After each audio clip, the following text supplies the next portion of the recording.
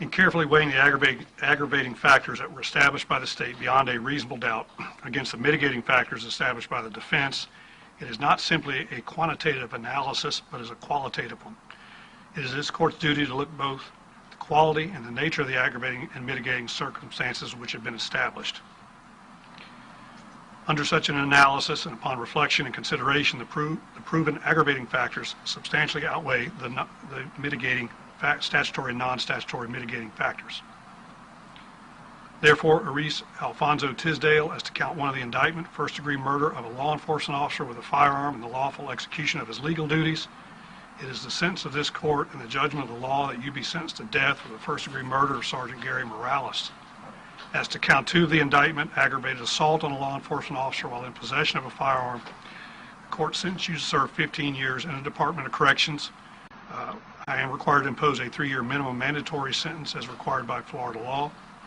As to count 3, will adjudicate you guilty of possession of firearm by a convicted felon, sentence you to serve 15 years in the Department of Corrections to run consecutive to the sentence imposed on counts 1 and 2.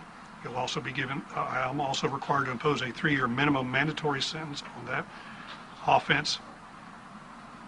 As to count 4 of the indictment, fleeing and eluding, the court adjudicates you guilty, sentence you to serve 5 years in prison to run consecutive to the sentences imposed on counts 1, 2, and 3.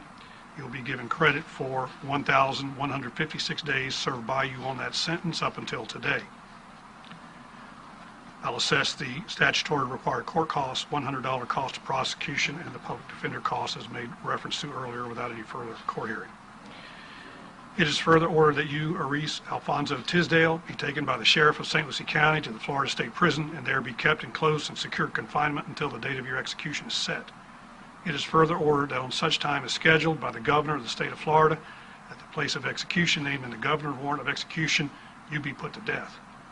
You are hereby notified that the judgment of conviction and sentence of death are subject to automatic review by the Supreme Court of Florida.